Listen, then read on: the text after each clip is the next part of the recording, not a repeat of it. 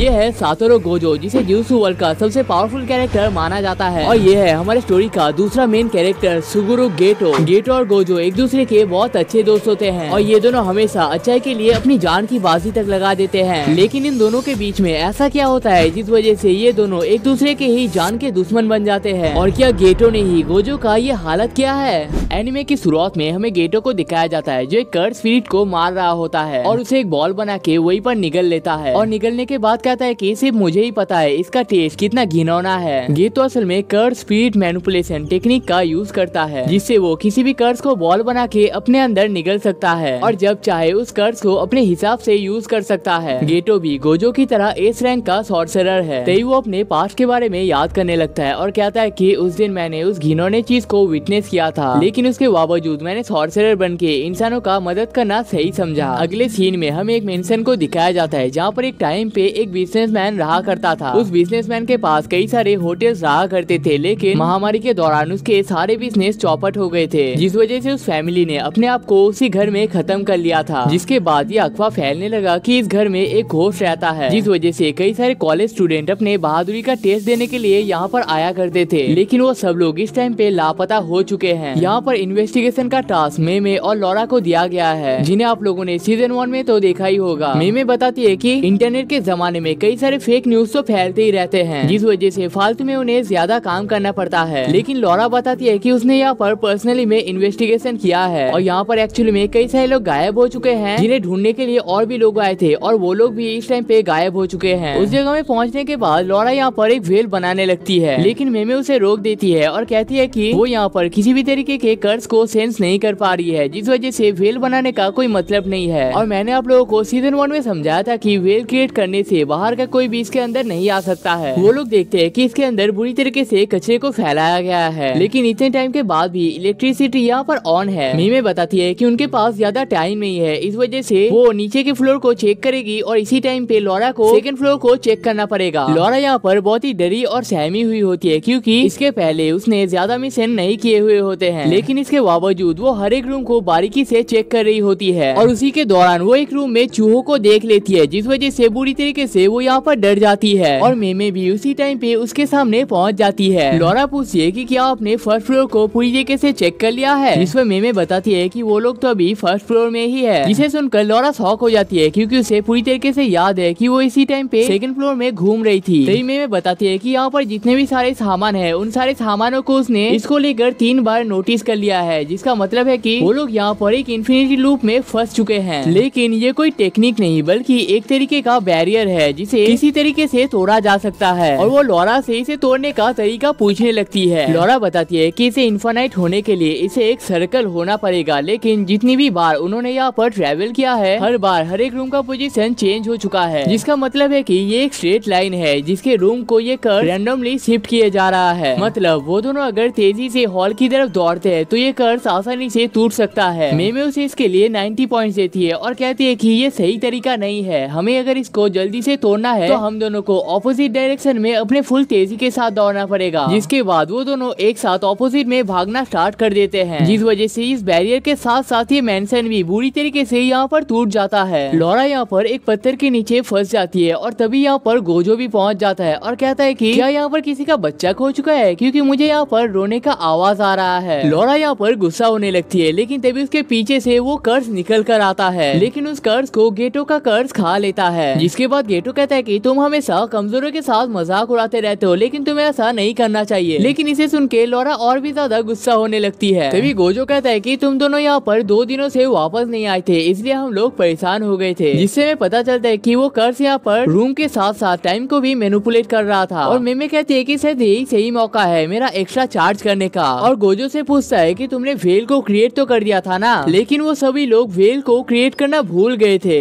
अब हमें मासामिची यानी कि फ्यूचर जुजुत्सु हाई प्रिंसिपल को दिखाया जाता है और वो गोजो पे बहुत ही गुस्सा होते हैं क्योंकि उसने वेल को नहीं क्रिएट किया था, जिस वजह से कई सारे लोगों ने इस इंसिडेंट को होते हुए देख लिया है। गोजो कहता है कि इससे क्या फर्क पड़ता है, उन लोगों ने ये चीज देखा है या नहीं देखा है, वो लोग कभी भी कर्ज स्पिरिट या फिर कर्ज टेक्निक को तो नहीं देख सकते हैं, उनके लिए ये किसी तरीके का नॉर्मल भूकंप ही तो है। लेकिन गेतो कहता है कि ये चीज बिल्कुल भी सही नहीं है, कमजोर लोग हमेशा एक साथ रहते हैं और हमेशा एक दूसरे की मदद करते हैं, और अगर उन्हें पता चला कि हमारे पास उनसे कई ज्यादा सुपीरियर पावर्स है तो वो लोग हमें एक खतरा मान सकते हैं। लेकिन गोजो कहता है कि उसे इस तरीके के मॉरल्स बिल्कुल भी पसंद नहीं है। वीक लोग हमेशा पावरफुल लोगों को सारे रिस्पॉन्सिबिलिटीज दे देते हैं, जैसे मानो वो लोग इसी चीज के लिए पैदा हुए हैं। दूसरी तरफ सोको यहाँ से निकल जाती है क्योंकि उसे पता है कि यहाँ पर इन दोनों के बीच में फाइट होने वाला है। तभी गेतो कहता है कि हमें इस चीज को बाहर निपट लेना चाहिए। लेकिन तभी यहाँ पर मासामिची पहुँच जाते हैं, जिन्हें देखकर वो दोनों ऐसे एक्ट करने लगते हैं जैसे यहाँ पर कुछ हुआ ही नहीं है। और मासामिची उन दोनों को एक नए मिशन के लिए अपॉइंट कर देते हैं। आप लोगों को पता होगा कि जुजुत्सु हाई के पास एक 1000 साल पुराना सॉर्सरर्स है जिसे टेंगेन कहा जाता है। टेंगेन के कर्स टेक्निक की वजह से वो इस टाइम पे अमर बन चुका है, लेकिन उसका बॉडी टाइम के साथ साथ डैमेज होता रहता है, जिस वजह से हर 500 साल में टेंगेन को अपना बॉडी चेंज करना पड़ता है। और अगर उसने अपने बॉडी को चेंज नहीं किया तो वो अपने मानसिक संतुलन को खो देगा और इंसानों के लिए एक बड़ा खतरा बन सकता है। और इस बार टेंगेन ने बॉडी के स्वरूप एक लड़की को चुना है जिसे इस टाइम पे स्टार प्लाज्मा वेसल के नाम से जाना जाता है। अब यहाँ पर प्रॉब्लम यह है कि स्टार प्लाज्मा वेसल के लोकेशन को लीक कर दिया गया है और दो ऐसे ग्रुप है जो इस काम को होने नहीं देना चाहते हैं। एक है ग्रुप क्यू जो टेंगेन का यूज बुरे कामों के लिए करना चाहते हैं, और दूसरा है स्टार रिलीजियन ग्रुप जो कि टेंगेन को अपना देवता मानते हैं। लेकिन वो टेंगेन को इस लड़की के साथ मर्ज होने नहीं देना चाहते हैं और इस टाइम पे उनका टास्क ये है कि उन्हें अगले 2 दिनों तक इस लड़की की पूरी तरीके से प्रोटेक्शन करना है। स्टार रिलीजियन ग्रुप से उन्हें ज्यादा कुछ खतरा नहीं है क्योंकि उनके पास कोई भी कर्स यूजर नहीं है। इसके बावजूद गेटो कहता है कि हमें हमेशा सतर्क रहना चाहिए, लेकिन गोजो कहता है कि ये दोनों ग्रुप हमारा क्या ही उखाड़ सकते हैं। गेटो कहता है कि वो इसके इस व्यवहार का ही पसंद नहीं करता है और कुछ दिनों बाद उसकी मुलाकात टेंगेन से होने वाली है, तो उससे पहले उसे अपने व्यवहार को ठीक कर लेना चाहिए। लेकिन उसी टाइम पे कोई आदमी गोजो के ऊपर अटैक कर देता है, लेकिन इन्फिनिटी वॉइड के प्रोटेक्शन की वजह से वो छुड़िया उसे टच तक नहीं कर पाती है। अटैकर कहता है कि मैंने तुम्हारे बारे में बहुत कुछ सुना है, लेकिन आज पहली बार देखना भी चाहता हूँ। जिसके बाद गोजो कहता है कि वो यहाँ पर एक रूल सेट करना चाहता है और वो रूल ये है कि अगर वो अटैकर यहाँ पर एक बच्चों की तरह रोने लगता है तो वो उसे यहाँ से जाने देगा। दूसरी तरफ गेटो उस लड़की के रूम के पास पहुँच जाता है, लेकिन तभी वहाँ पर एक बहुत बड़ा ब्लास्ट हो जाता है। लेकिन गेटो अपने कर्स टेक्निक का यूज करके यहाँ पर बच जाता है। अब वो लड़की यहाँ पर से नीचे गिर रही होती है, लेकिन तभी गेटो अपने फ्लाइंग कर्स का यूज करके यहाँ पर उस लड़की को बचा लेता है। तभी हमें उस आदमी को दिखाया जाता है जिसने यहाँ पर ब्लास्ट किया हुआ होता है और वो कहता है कि तुम उस लड़की को वहीं पर से छोड़ दो वरना ये तुम्हारे लिए बहुत ही खतरनाक हो सकता है। और तभी हमें सेनिन को स्टार रिलीजन ग्रुप के मेंबर के साथ दिखाया जाता है और मेंबर उससे कहता है कि हमारे पास भले ही कोई कर्स यूजर नहीं है, लेकिन हम किसी अच्छे कर्स यूजर को अच्छे तरीके से पे कर सकते हैं। लेकिन तभी जेनिन कहता है कि याद रखना मैंने अपने नाम को चेंज करके फुसिकुरो बना लिया है।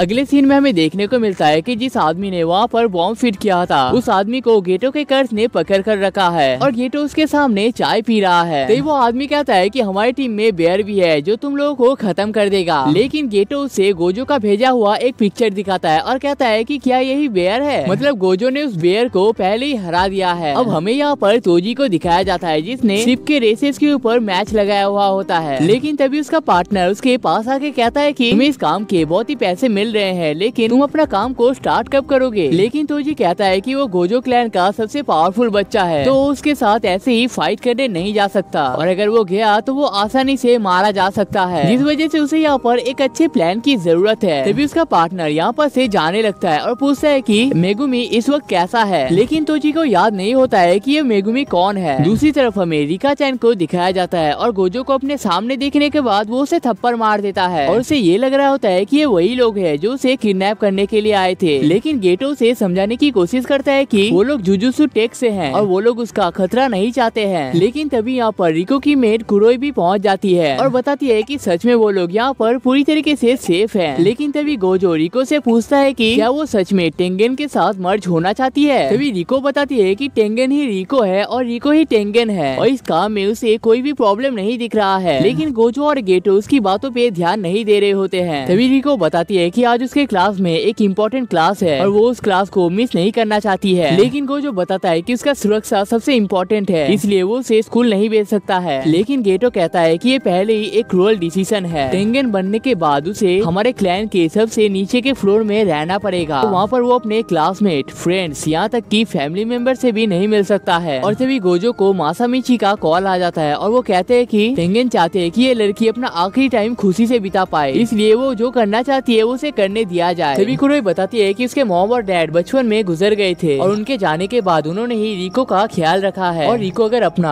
आखिरी टाइम अपने दोस्तों के साथ स्पेंड करना चाहती है तो उसे अपने दोस्तों के साथ ही रहने देना चाहिए। लेकिन तभी गेटो बताता है कि उसने रिको के ऊपर नजर रखने के लिए कुछ कर्सेस को भेजा था, लेकिन उनमें से 2 कर्स को एक्सरसाइज कर लिया गया है, जिसके बाद वो तीनों ही रिको के स्कूल में पहुंच जाते हैं। और तभी हमें पता चलता है कि रिको के ऊपर $30 मिलियन का प्राइज मनी इस टाइम पे रखा गया है। लेकिन तभी स्टार रिलीजन ग्रुप वाले गेटो को कॉल कर लेते हैं और कहते हैं कि इस टाइम पे रिको के ऊपर $30 मिलियन का प्राइज मनी भी लग चुका है और अगर तुम उसे नहीं मार पाते हो तो तुम्हें जितना पैसा दिया गया है वो सारे पैसे हम लोग वापस कर लेंगे। लेकिन तोजी कहता है कि वो 6 आंखों और लिमिटलेस टेक्निक वाला गोजो है, उसे कोई भी ऐरा गहरा ऐसे ही नहीं हरा सकता है और वो बस इस टाइम पे सही मौके का वेट कर रहा है जब वो गोजो के ऊपर अटैक कर पाएगा। दूसरी तरफ गेटो के सामने एक कर्स यूजर आ जाता है, जिसके बाद गेटो अपने 2 कर्सेस को निकाल लेता है। वो आदमी सोचता है कि ये लड़का कर्स मैनिपुलेशन टेक्निक का यूज कर रहा है, जिसका मतलब है कि इसका शरीर उतना स्ट्रॉन्ग नहीं है। जितने भी लोग कर्स मैनिपुलेशन टेक्निक का यूज करते हैं वो सब लोग ही फिजिकल कॉम्बैट में बहुत ही कमजोर होते हैं, जिस वजह से उसे इसके पास जाके फाइट करना चाहिए। लेकिन तभी गेटो अपने कर्स टेक्निक का यूज कर लेता है और उसने जानबूझकर पहले कमजोर कर्सेस को निकाला था ताकि उस आदमी को यही लगे कि वो बहुत ही कमजोर है। लेकिन तभी वो आदमी गेटो के पीछे एक खिड़की से इसके अंदर आ जाता है। लेकिन तभी वो देखता है कि यहाँ पर गेटो की जगह एक कुत्ता मौजूद है। तभी हमें उस आदमी का फ्लैशबैक दिखाया जाता है जहाँ पर वो कह रहा होता है कि मेरे फैमिली हमेशा अपने सारे पैसे अपने छोटे बेटे के ऊपर खर्च किया करते थे, क्योंकि उन्हें लगता था कि मैं बहुत ही अजीब हूँ, क्योंकि मैं उन कर्सेस को देख पाता हूँ जो कर्सेस को वो लोग देख नहीं पाते हैं। और इस टाइम पे उसका इकलौता पार्टनर था टासुकी, जिसके साथ वो अभी खेल रहा है। लेकिन हमें पता चलता है कि वो ये सारी चीजें बस इमेजिन कर रहा होता है और असल में वो गेटो के सामने बुरी तरीके से हार चुका है। अब हमें गोजो और कुरोई को दिखाया जाता है और वो दोनों अभी भी रिको को ढूंढ रहे होते हैं। लेकिन तभी गोजो एक रूम में पहुंच जाता है जहाँ पर रिको मौजूद होती है। लेकिन सब लोगों को ये लग रहा होता है कि ये रिको का बॉयफ्रेंड है, जिस वजह से सब लोग कहने लगते हैं कि ये लड़का तो कितना हैंडसम है। लेकिन तभी उनका टीचर गुस्सा होकर सब लोगों को शांत होने के लिए कहता है और गोजो के पास जाकर अपना पर्सनल नंबर देने लगती है, जिसे देखकर सब लोग यहाँ पर गुस्सा होने लगते हैं। और दूसरी तरफ गेटो रिको को लेकर यहाँ पर से जाने लगता है। तभी गोजो कहता है कि इस टाइम पे तुम्हारे ऊपर $30 मिलियन का प्राइज मनी रखा गया है और अगर हम लोग इसी स्कूल में रहते हैं तो तुम्हारी दोस्तों की जान खतरे में पड़ सकती है। लेकिन तभी हम लोग देखते हैं कि एक आदमी गोजो को फॉलो कर रहा होता है, लेकिन उसके सामने तभी कुरोई आ जाती है और उस आदमी के साथ वहीं पर फाइट करने लग जाती है और फाइट के दौरान वो उस आदमी के गलत पॉइंट पर मार देती है और तभी उसकी मदद करने गेटो भी यहाँ पर पहुँच जाता है। लेकिन तभी वो आदमी यहाँ पर से डिसअपियर हो जाता है और उन्हें ये लगता है कि शायद ये आदमी किसी तरीके का शिकिगामी है। लेकिन तभी उस आदमी के 3 बॉडीज गोजो के पास पहुँच जाते हैं और वो लोग अपने आप को और भी मल्टीप्लाई कर सकते हैं। तभी उनमें से 2 लोग गोजो के ऊपर फाइट करने के लिए जाते हैं, लेकिन वो दोनों ही गोजो के इन्फिनिटी डायमेंशन में फंस जाते हैं और गोजो के एक अटैक के साथ ही वो दोनों आपस में टकरा जाते हैं। तभी गोजो कहता है कि तुम किसी तरीके के शिकिगामी नहीं हो, तुम तो बस अपने आप को मल्टीप्लाई कर रहे हो और टाइम टू टाइम अपने मेन बॉडी को शिफ्ट कर रहे हो। लेकिन यहाँ पर तुम्हारे ज्यादा क्लोन्स भी नहीं है, जिसका मतलब है कि तुम अपने आप को सिर्फ 5 ही क्लोन्स में डिवाइड कर सकते हो। वो आदमी ये सारी बातों को सुनकर शॉक हो जाता है। लेकिन तभी गोजो अपना टेक्निक उसे बताने लगता है। गोजो बताता है कि वो अपने लिमिटलेस टेक्निक का यूज करके किसी भी ऑब्जेक्ट को खींच सकता है या फिर किसी भी ऑब्जेक्ट को क्रश कर सकता है। लेकिन तभी वो आदमी यहाँ पर से भागने की कोशिश करने लगता है, लेकिन गोजो यहाँ पर लिमिटलेस टेक्निक ब्लू का यूज कर लेता है, जिस वजह से वो दोनों एक दूसरे के बहुत ही करीब आ जाते हैं और गोजो अपने रिवर्स कर्स रेड को यूज करने की कोशिश करता है, लेकिन वो यहाँ पर फेल हो जाता है क्योंकि उसने इस टेक्निक का ज्यादा प्रैक्टिस नहीं किया था और गोजो उस आदमी को एक मुक्का मार के हरा देता है। लेकिन तभी रिको को किसी का मैसेज आ जाता है और हमें पता चलता है कि कुरोई को किसी ने किडनैप कर लिया है। अब गेटो कहता है कि ये सब कुछ उसी की गलती है क्योंकि उसने ही कुरोई को अकेले में छोड़ दिया था। लेकिन गोजो कहता है कि इन सारी बातों को सोचकर अब कोई फायदा नहीं है और कहता है कि अब हम लोग कुरोई को बचाने के लिए जाएंगे और रिको की सेफ्टी के लिए हम लोग रिको की जगह सोको को लेकर जाएंगे, तो इससे अगर उनके ऊपर कोई खतरा भी आ जाता है तो रिको पूरी तरीके से सेफ रहेगी। लेकिन रिको यहाँ पर पूरी तरीके से ब्लैंक होती है और सोचती है कि क्या मुझे आखिरी बार कुरोई को गुड बाय बोलने का भी मौका नहीं मिलेगा। तभी रिको कहती है कि मैं तुम लोगों पे यकीन नहीं करता हूँ और अगर तुम लोग मुझे बचाने के लिए नहीं लेकर जाते हो तो मुझे किसी का वेसल नहीं बनना है। जिसके बाद गोजो से ले जाने के लिए तैयार हो जाता है, लेकिन कहता है कि अगर मिशन के दौरान तुम्हें किसी भी तरीके का डर लगता है और तुम कहते हो कि तुम्हें घर जाना है तो हम लोग तुम्हें वहीं पर छोड़कर आ जाएंगे। किडनैपर्स ने उन्हें ओकिनावा नाम के एक टापू में बुलाया है जो कि समुद्र के एकदम पास है। के साथ ही कुरोई को बचा लेते हैं और इसके बाद वो सब लोग मिलकर बीच में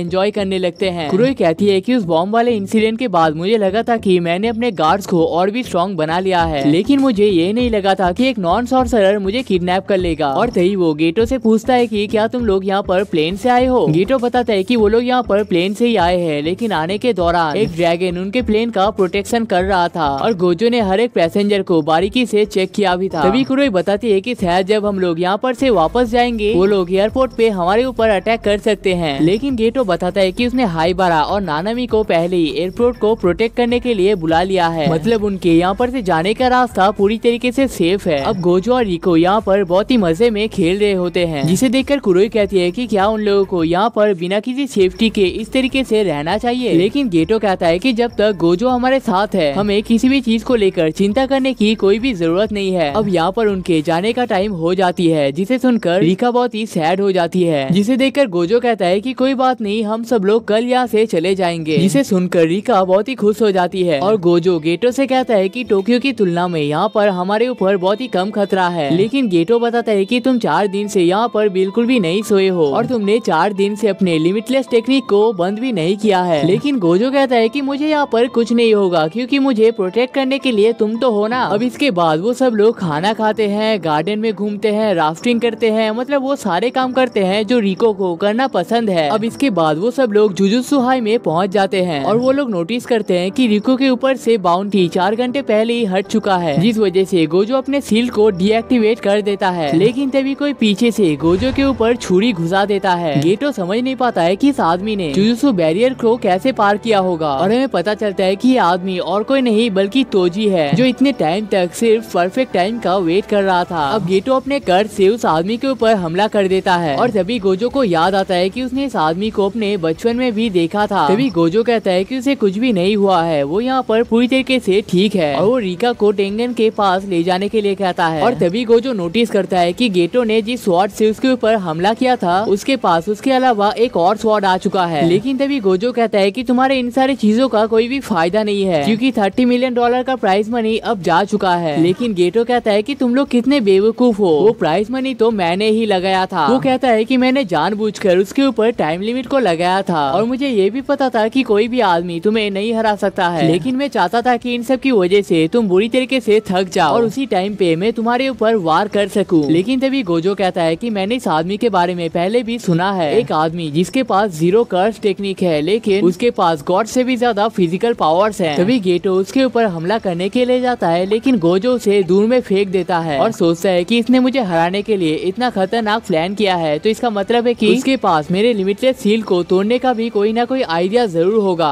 अब गोजो यहाँ पर टोजी को सेंस भी नहीं कर पाता है क्योंकि उसके पास 0 कर्स टेक्निक है और वो टोजी के कंधे में बैठे कर्स को सेंस करने की कोशिश करता है, लेकिन उसका स्पीड इतना ज्यादा होता है कि वो उस कर्स को भी सेंस नहीं कर पाता है। जिसके बाद गोजो अपने ब्लू एम्प्लीफिकेशन कर्स टेक्निक को यूज कर लेता है, जिस वजह से उसके आसपास के सारे जगह पूरी तरीके से तहस नहस हो जाते हैं। लेकिन तभी यहाँ पर कई सारे और कर्सेस भी पहुँच जाते हैं, जिस वजह से वो फिर से तोजी को सेंस नहीं कर पाता है। लेकिन तभी अचानक से तोजी गोजो के गले के ऊपर हमला कर देता है और उसके गले से लेकर पैर तक बुरी तरीके से छीनने लगता है। इसका रीजन ये है कि तोजी के पास जो वेपन है उस वेपन से गॉड को भी मारा जा सकता है और हम लोग देखते हैं कि गोजो यहाँ पर बिल्कुल भी हिलने के काबिल नहीं होता है। जिसके बाद तोजी अपने अगले टारगेट की तरफ जाने लगता है। अब हमें गेटो की टीम को दिखाया जाता है जहाँ पर कुरोई रिको से कह रही होती है कि मैंने अपने जिंदगी का आधा टाइम तुम्हारे साथ ही बिताया है और तुम्हारे जाने के बाद भी हर पल में तुमको याद करूंगा। अब इसके बाद गेटो और रिको कुरोई को यहीं पर छोड़कर जाने लगते हैं और वो दोनों एक जगह पे पहुंच जाते हैं। अब हमें जुजुत्सु हाई के मेन बेस को दिखाया जाता है जहाँ पर सीढ़ियों से नीचे जाने से यहाँ पर एक पेड़ देखने को मिलेगा और उस पेड़ के पास जाने का किसी का भी परमिशन नहीं है और वहाँ पर सिर्फ वही आदमी जा सकता है जिसे वहाँ पर जाने के लिए इनवाइट किया गया है। तभी गेटो कहता है कि या तो तुम जिंदगी भर यहीं पर रह सकते हो या फिर तुम अपने घर जाके आराम कर सकते हो। इसे सुनकर रिको शॉक हो जाती है। तभी गेटो कहता है कि मैंने और गोजो ने मिलकर इस चीज को लेकर बहुत देर तक सोचा है और हम दोनों ने मिलकर डिसाइड किया है कि अगर तुम्हारा यहाँ पर जाने का मन है तो हम दोनों तुम्हें नहीं रोकेंगे, लेकिन अगर तुम्हारा इस चीज को करने का मन नहीं है तो हम लोग तुम्हें फोर्स भी नहीं करेंगे और अगर यहाँ पर कोई प्रॉब्लम भी आ जाता है तो हम लोग जुजुत्सु हाई के खिलाफ भी लड़ने के लिए तैयार हैं। रिका बताती है कि बचपन में ही उसके मॉम और डैड गुजर गए थे, लेकिन उसे कभी भी उनके जाने के लिए दुख फील नहीं हुआ है, जिस वजह से स्कूल में हर कोई उसे किसी स्पेशल चाइल्ड की तरह ट्रीट किया करते थे और बचपन बचपन से ही कुरोई ने उसे पाल पोस कर बड़ा किया है, तो शायद अब इन लोगों के साथ रह के उसे कोई भी फायदा नहीं होने वाला है। लेकिन फिर भी वो अपने दोस्तों के साथ थोड़ा और टाइम स्पेंड करना चाहती है। वो कुरोई के साथ भी थोड़ा और टाइम स्पेंड करना चाहती है। वो हर एक काम को करना चाहती है जो उसने आज तक नहीं किया है। और इन सारी बातों को कहते हुए वो यहाँ पर रोने लगती है। तभी गेटो कहता है कि तुम्हें यहाँ पर चिंता करने की कोई भी जरूरत नहीं है, इस सफर के दौरान मैं तुम्हारा साथ दूंगा। लेकिन तभी यहाँ पर की आवाज आती है। ये असल में तोजी होता है और उसने रिका को यहाँ पर खत्म कर दिया है। गेटो कहता है कि तुम यहाँ पर कैसे पहुँच सकते हो, इस पर तोजी कहता है कि क्योंकि मैंने गोजो को हरा दिया है। तभी गेटो अपने ड्रैगन से तोजी के ऊपर अटैक कर देता है और वो ड्रैगन एक घर में जाकर गिरता है। लेकिन गेटो देखता है कि इस अटैक से तोजी को कोई भी फर्क नहीं पड़ा है। तभी गेटो पूछता है कि एक ऐसा बैरियर जिसके अंदर से कोई भी कर्स अंदर नहीं आ सकता है, तो तुम उस बैरियर को पार कर कर कैसे आ गए। इस पर तोजी कहता है कि क्योंकि उसके पास 0 कर्स्ट एनर्जी है और इस वजह से उन बैरियर्स के लिए वो मानो इनविजिबल है। और उसने अपने सारे कर्स टूल को इस कर्स के अंदर डाल लिया था, जिसके बाद उसने इस कर्स को श्रिंक करके अपने अंदर घुसा लिया था ताकि वो बैरियर्स इस कर्स को बिल्कुल भी सेंस ना कर सके। तोजी बताता है कि वो अपने पहले अटैक से ही इस लड़की को यहाँ पर खत्म करना चाहता था, लेकिन उसे डर था कि उसके बाद वो गोजो को संभाल नहीं पाता, जिस वजह से उसे अपना सरप्राइज हिट गोजो के ऊपर करना पड़ा। तभी गेटो पूछता है कि उस औरत का क्या हुआ जो हमारे पीछे वहाँ पर खड़ा था। लेकिन तोजी कहता है कि उसे ठीक से याद नहीं है कि वो औरत मर चुकी है या फिर जिंदा है, और वैसे भी उसके जिंदा या मरने से कोई भी फर्क नहीं पड़ता है। जिसे सुनने के बाद गेटो अपने रेनबो ड्रैगन से उसके ऊपर हमला कर देता है और अपने छोटे कर्सेस को कैनन की तरह यूज करने लगता है। लेकिन तोजी को यहाँ पर भी कोई भी फर्क नहीं पड़ता है और वो उस ड्रैगन को सिर से लेकर पैर तक पूरी तरीके से काट देता है। गेटो इस चीज को देखकर शॉक होता है क्योंकि ये उसका सबसे पावरफुल ड्रैगन था। लेकिन तभी वो तोजी को एक डोमेन में फंसा देता है। लेकिन तोजी को पता था कि इस डोमेन में उससे एक सवाल किया जाएगा और अगर वो सवाल का जवाब दे देता है तो वो इस डोमेन से निकल सकता है। तो वो कर्स उससे पूछता है कि क्या मैं सुंदर दिखती हूँ, इस पर तोजी कहता है कि तुम बस मेरे टाइप के नहीं हो। जिसके बाद वो डोमेन यहाँ से हट जाता है। लेकिन तभी वो देखता है कि कुछ छुरिया उसके ऊपर हमला करने के लिए आ चुका है, जिसके बाद वो अपने स्पीयर से उन सब को तोड़ देता है। तभी गेटो उसके कर्स को ऑब्जर्व करने के लिए जाता है, क्योंकि अगर वो उसके कर्स को ऑब्जर्व कर लेगा तो तोजी के पास फाइट करने के लिए कोई भी वेपन नहीं रहेगा। लेकिन तभी तोजी इस चीज को सेंस कर लेता है और गेटो को सीने से यहीं पर फाड़ देता है। अब यहाँ पर एक बहुत बड़ा ब्लास्ट हो जाता है, जिसके बाद तोजी कहता है कि अगर तुम एक शिकिगामी होते तो मैं तुम्हें यहीं पर खत्म कर देता, लेकिन तुम एक कर्स मैनिपुलेटर हो और अगर मैंने तुम्हें यहाँ पर मार दिया तो तुम्हारे सारे कर्स यहाँ पर निकल सकते हैं और मैं यहाँ पर किसी भी तरीके का मुश्किल नहीं चाहता और तुम सिर्फ अपने किस्मत की वजह से यहाँ पर बच चुके हो। इसके बाद तोजी रिका के बॉडी को लेकर स्टार रिलीजन ग्रुप में पहुँच जाता है।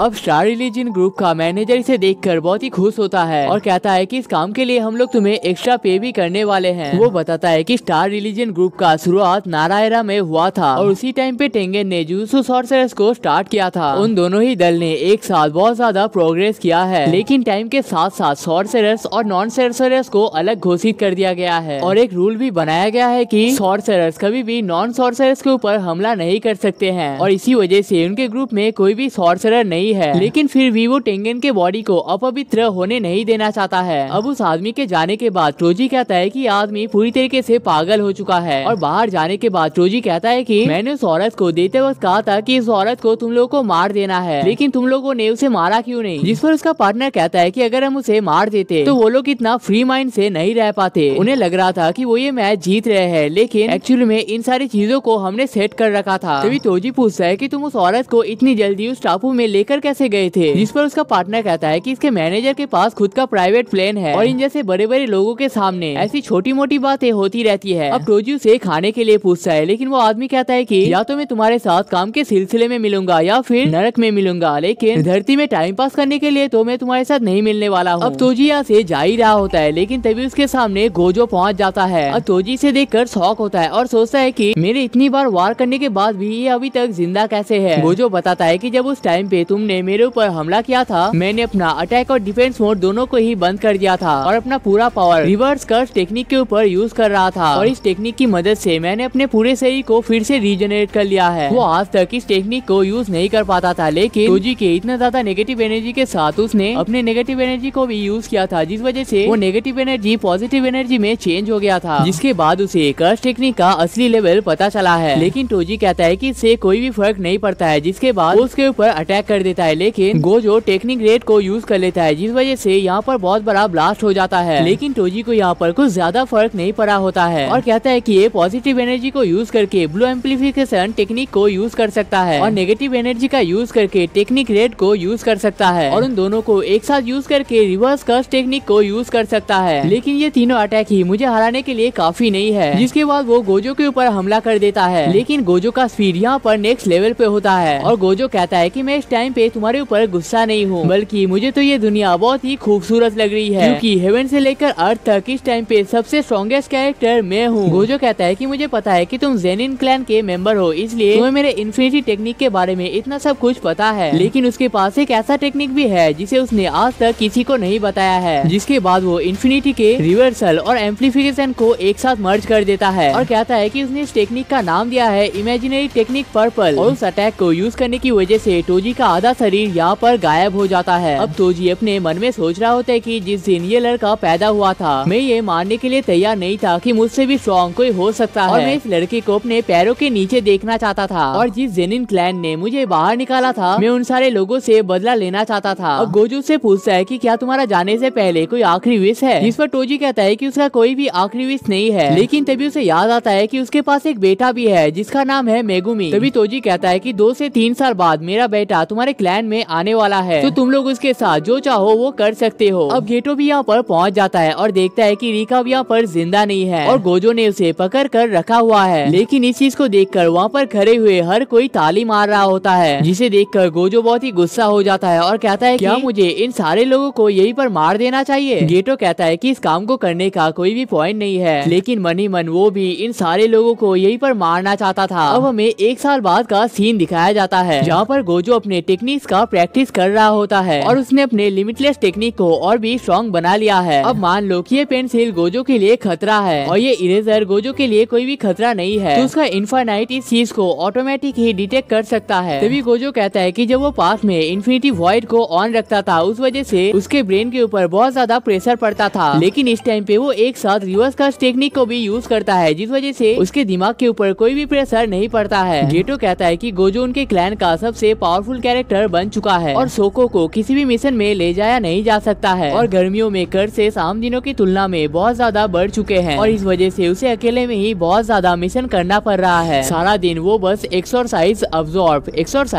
और यही काम रिपीट में किए जा रहा है। किसी को भी पता नहीं है कि इनका एक्चुअल टेस्ट कैसा होता है। ये ऐसा लगता है मानो किसी के उल्टी को गंदे कपड़े से साफ किया गया है और उसी कपड़े को उसे खाना पड़ रहा है। लेकिन तभी वो सोचता है कि वो ये सब किसके लिए कर रहा है, उन लोगों के लिए जो लोग एक लड़की के मरने पर खुशियाँ मनाते हैं। और क्या ये लोग सच में जुत्सु काइसन जैसे प्रोटेक्शन के काबिल भी हैं? लेकिन तभी उसके पास हाइबारा पहुंच जाता है और कहता है कि वो एक मिशन की वजह से बहुत दूर में जाने वाला है और वहाँ से आते वक्त वो गोजो और गेटो के लिए खाना भी लेकर आएगा। लेकिन तभी गेटो से पूछता है कि क्या तुम्हें ऐसा नहीं लगता कि हमारा काम बहुत ही मुश्किल हो रहा है? लेकिन हाइबारा कहता है कि उसे इंसानों को प्रोटेक्ट करने में बहुत ही मजा आता है, इस वजह से उसे काम के दौरान थकावट महसूस नहीं होती है। लेकिन तभी यहाँ पर एक लड़की पहुँच जाती है और उन दोनों से पूछती है कि तुम दोनों को किस टाइप के लड़कियाँ पसंद है। हाइबारा कहता है कि ऐसी लड़कियाँ जिन्हें खाना बहुत ही पसंद होता है क्योंकि इनका दिल भी बहुत ही साफ होता है। लेकिन गेटो कहता है कि तुम्हें इस तरीके से अनजान लोगों के साथ बात करना नहीं चाहिए। लेकिन तभी हाइबारा कहता है कि उसे एक इमरजेंसी काम आ चुका है जिस वजह से वो यहाँ से चला जाता है। तभी वो लड़की कहती है कि उसका असली नाम है यूकी सिकिमो। अब गेटो इस लड़की को पहले से जानता था क्योंकि ये एक स्पेशल ग्रेड का सॉर्सरर है, लेकिन उसने आज तक किसी भी मिशन को एक्सेप्ट नहीं किया है। तभी वो लड़की कहती है कि हमारे असली प्रॉब्लम कर्सेस तो है ही नहीं, क्योंकि हम लोग एक ऐसे वर्ल्ड को भी बना सकते हैं जहाँ पर कर्सेस एग्जिस्ट ही नहीं करते हैं। वो बताती है कि जब इंसान अपने नेगेटिव एनर्जी को बैलेंस नहीं कर पाते हैं तो उसके अंदर से लीक होने लगता है और वो सारे नेगेटिव एनर्जी एक साथ इकट्ठा होकर कर्सेस को पैदा करते हैं। तो इन कर्सेस से छुटकारा पाने का सिर्फ 2 ही रास्ता है। पहला ये है कि सारे इंसानों में से नेगेटिव एनर्जी को खत्म कर दिया जाए, या फिर दूसरा तरीका ये है कि हर एक इंसानों को नेगेटिव एनर्जी को किस तरीके से यूज किया जाता है वो सिखाया जाए। अब पहला तरीका यहाँ पर पॉसिबल हो सकता है क्योंकि एक ऐसा आदमी है जिसने अपने अंदर के सारे कर्सेस को निकाल कर दिखाया था और वो है टोजी जेनिन। गॉड के विश की वजह से उसके अंदर के सारे नेगेटिव एनर्जी निकल गए थे और उसके पास 0 कर्स्ट एनर्जी बची हुई थी। लेकिन आम आदमी से कमजोर होने की जगह उसके पास सुपर ह्यूमन स्ट्रेंथ आ गया था। मतलब 0 कर्स्ट एनर्जी से इंसानों को कोई भी खतरा नहीं होता है। वो टोजी जेनिन के ऊपर रिसर्च तो करना चाहता था, लेकिन जेनिन इसके लिए कभी भी राजी नहीं हुआ था और अब इस टाइम पे इस चीज को करना पॉसिबल भी नहीं है क्योंकि तोजी जेनिन अब इस दुनिया में नहीं है और इस वजह से वो अपने दूसरे रास्ते को भी यूज कर सकते हैं। शायद आप लोगों को ये चीज पता नहीं होगा, लेकिन जितने भी सॉर्सरर्स होते हैं उनके अंदर से कर्स्ड एनर्जी लीक नहीं होती है, लेकिन एक सॉर्सरर चाहे तो अपने आप को एक कर्स बना सकता है। असल में जुजुत्सु सॉर्सरर्स अपने कर्स एनर्जी को अपने टेक्निक के फॉर्म में यूज करते हैं, जिस वजह से ये कर्स उनके शरीर से लीक नहीं होता है। तो एक ऐसा वर्ल्ड बनाना जहाँ पर कर्सेस एग्जिस्ट ही नहीं करते हैं, इसका इकलौता रास्ता है कि इस दुनिया में जितने भी लोग हैं उन सारे लोगों को सॉर्सरर्स के टेक्निक सीखने पड़ेंगे। लेकिन वो कोई पागल ही होगा जो हर एक नॉन सॉर्सरर को सॉर्सरर बनने के लिए कहेगा, क्योंकि आम आदमी उस चीज पर यकीन ही नहीं करते हैं जिस चीज को वो लोग देख ही नहीं सकते हैं। तभी गेटो कहता है कि हम लोग इन सारे नॉन सॉर्सरर को सॉर्सरर बनने के लिए फोर्स तो कर सकते हैं ना, लेकिन क्या ये तरीका सही रहेगा? यूकी कहती है कि कोई भी रास्ता सही या फिर गलत नहीं होता है, ये हमारे ऊपर डिपेंड करता है कि हम कौन से रास्ते में खुश रह सकते हैं। और तभी कहती है कि टेंगन का एक और नया वेसल पैदा हो चुका है, तो उसे उसके वेसल के लिए चिंता करने की कोई भी जरूरत नहीं है। और इतना कहती वो यहाँ से चली जाती है। अब हम लोग अगले सीन में देखते हैं कि हाइबारा इस दुनिया को छोड़कर जा चुका है। असल में वो जिस जगह पे फाइट करने के लिए गया था वहाँ पर ग्रेड 4 का कर्स होना चाहिए था, लेकिन इतने सारे नेगेटिव एनर्जी की वजह से वो ग्रेड 4 का कर्स ग्रेड 1 का बन गया था और इसी वजह से हाइबारा का अभी ये हालत हो चुका है। रात में गेटो फिर से मिशन करने के लिए जाता है और वहाँ पर सारे कर्सेस को मार देता है, लेकिन तभी वो देखता है कि यहाँ पर 2 लड़कियों को बुरी तरीके से मारा गया है और उन्हें पता चलता है कि ये दोनों लड़कियाँ ही असल में सॉर्सरर्स है। तभी गेटो के पास के 2 लोग कह रहे होते हैं कि जरूर इन्हीं 2 लड़कियों ने इन कर्सेस को यहाँ पर बुलाया होगा। गेटो ने समझाता है कि इस चीज में इन लड़कियों का कोई भी हाथ नहीं है, लेकिन वो लोग कह रहे होते हैं कि ऐसे बच्चे पैदा ही क्यों होते हैं और इन्हें तो पैदा होने के साथ ही मार देना चाहिए। अब गेटो यहाँ पर अपने आप को संभाल नहीं पाता है। पहला तो कर्सेस सिर्फ और सिर्फ नॉन सॉर्सरर्स से ही पैदा होते हैं और सॉर्सरर्स अपने जान पर खेलकर इन नॉन सॉर्सरर्स को मदद करते हैं, लेकिन ये नॉन सॉर्सरर्स हमें ही मॉन्स्टर मानते हैं और हमारी मौत पर तालियां भी मारते हैं। जिसके बाद वो अपने एक कर्स को निकाल लेता है और इस गांव के 122 लोगों को यहीं पर खत्म कर देता है। अब मासामिची गोजो को यही सारी चीजें बता रहे होते हैं कि किस तरीके से गेटो ने 122 लोगों के साथ साथ अपने फैमिली मेंबर्स को भी खत्म कर दिया है, लेकिन गोजो को अभी भी इस चीज पर यकीन नहीं हो रहा होता है। अगले सीन में हमें सोको को देखने को मिलता है और गेटो उसी के पास पहुंच जाता है। तभी सोको उससे पूछता है कि क्या तुम्हारे ऊपर जितने भी सारे चार्जेस लगाए गए हैं वो सारी चीजें गलत है, लेकिन गेटो कहता है कि ऐसा कुछ भी नहीं है और ये सारे काम उसने खुद ही किए हैं और वो असल में जितने भी नॉन सॉर्सरर्स है उन सारे लोगों को खत्म कर देना चाहता है। सोको कहती है कि तुम्हें नहीं लगता ये एक इम्पॉसिबल प्लान है, लेकिन गेटो कहता है कि मैं यहाँ पर अपने प्लान को एक्सप्लेन करने नहीं आया हूँ, मुझे तो यहाँ पर बस गोजो से मिलना है। जिस वजह से सोको गोजो को सिंगकू में बुला लेती है और तभी यहाँ पर गोजो भी पहुँच जाता है और कहता है कि मुझे लगा था कि हम सॉर्सरर्स आम आदमी के ऊपर ऐसे ही अटैक नहीं कर सकते हैं, लेकिन गेटो कहता है कि उसने इन सारे लोगों को ऐसे ही नहीं मारा है, इनके पीछे प्रॉपर रीजंस है। तभी गोजो पूछता है कि तुमने अपने फैमिली मेंबर्स को क्यों मारा है, जिस पर गेटो कहता है कि वो एक ऐसा वर्ल्ड बनाना चाहता है जहाँ पर नॉन सॉर्सरर्स एग्जिस्ट ही नहीं करते हैं और इसी वजह से उसके मॉम डैड भी इस वर्ल्ड में नहीं रह सकते हैं। गोजो कहता है कि तुम यहाँ पर पागल हो चुके हो और तुम एक इम्पॉसिबल चीज का पीछा कर रहे हो, लेकिन गेटो कहता है कि क्या तुम मेरे सामने मजाक कर रहे हो, क्योंकि मुझे अच्छे से पता है कि इस काम को तुम पॉसिबल कर सकते हो और अगर मैं सातोरो गोजो होता तो इस चीज को कब का पॉसिबल करके दिखा दिया होता। अब गेटो यहाँ से जाने लगता है, लेकिन गोजो अपने दोस्ती के खातिर यहाँ पर कुछ भी कर नहीं पाता है। अब गेटो मासामिची से पूछता है कि क्या मैं सबसे स्ट्रॉन्गेस्ट कैरेक्टर हूँ। मासामिची कहते हैं कि इसमें कोई भी शक नहीं है। तभी गोजो पूछता है कि क्या मैं हर एक इंसान को बचा सकता हूँ, लेकिन मासामिची कहते हैं कि ये चीज पॉसिबल नहीं है, क्योंकि तुम सिर्फ उन्हीं लोगों को बचा सकते हो जो लोग बचना चाहते हैं। अब गोजो तोजी के बेटे मेगुमी के पास पहुँच जाता है और कहता है कि उसके पास कुछ ऐसे पावर्स है जिससे वो कर्सेस को देख सकता है और साथ ही साथ कर्स टेक्निक को भी यूज कर सकता है और कहता है कि कुछ सालों बाद तुम्हें जेनिन क्लैन में भेज दिया जाएगा, तो क्या तुम वहाँ पर जाना चाहते हो। लेकिन मेगुमी कहता है कि उसे इस चीज से कोई भी फर्क नहीं पड़ता है। अगर सुमाकी को इस चीज से खुशी होती है तो इस चीज को वो आंख बंद करके कर लेगा, लेकिन अगर सुमाकी को ये चीज पसंद नहीं आता है तो वो इस चीज को नहीं करेगा। गोजो कहता है कि सुमाकी को ये चीज 100% पसंद नहीं आएगा और कहता है कि क्या तुम्हें अपने पापा के बारे में जानना है। मेगुमी कहता है कि उसे उसके पापा के बारे में जानने का कोई भी इंटरेस्ट नहीं है और उसे तो ये तक नहीं पता है कि उसके पापा जिंदा है या फिर मर चुके हैं, क्योंकि उसने पिछले कुछ सालों तक उनके डैड को देखा ही नहीं है। तभी गोजो मन में कहता है कि मेगुमी तुम्हें चिंता करने की कोई भी जरूरत नहीं है, मैं तुम्हें तुम्हारे पापा से भी ज्यादा स्ट्रॉन्ग बनाऊंगा। अब हमें उन्हीं 2 लड़कियों को दिखाया जाता है जिन्हें गेटो ने बचाया था। असल में गेटो ने स्टार रिलीजन ग्रुप को ज्वाइन कर लिया है और वो अब इस ग्रुप का लीडर बन चुका है और जो इस ग्रुप का पहला लीडर था यानी कि सोनोडा सन, उसे वो इसी स्टेज पर खत्म कर देता है। गाइस इसी के साथ जुजुत्सु काइसेन के सीजन 2 के 5 एपिसोड और एक मूवी कवर अप हो जाता है, लेकिन अभी भी इसके 19 एपिसोड बाकी है जो कि इससे भी ज्यादा तगड़े होने वाले हैं। और अगर आपको वो देखना है तो इस वीडियो पे 3K लाइक्स का एम है जिसे आप लोगों को कंप्लीट करना पड़ेगा। अब देखो बीमार होने के बावजूद मैं आप लोगों के लिए 1 घंटे से भी ज्यादा का वीडियो ला रहा हूँ, तो आप लोगों को अगर वो 19 एपिसोड देखना है तो इस वीडियो पे 3K लाइक्स तो कंप्लीट करना ही पड़ेगा। लेकिन क्या आपको जानना है कि एक ऐसा लड़का जिसके पास वर्ल्ड का सबसे बेकार स्किल है, लेकिन अचानक से उसे कुछ ऐसा पता चल जाता है जिसके बाद वो लेवल अप करते करते ऐसा पावरफुल बन जाता है कि वो गॉड से भी फाइट करने के काबिल हो जाता है। तो अगर आपको इसके बारे में डिटेल में जानना है तो लेफ्ट वाले वीडियो पे क्लिक कर सकते हो, या फिर राइट वाला वीडियो मेरा फेवरेट में से एक है तो उसे भी देख सकते हो।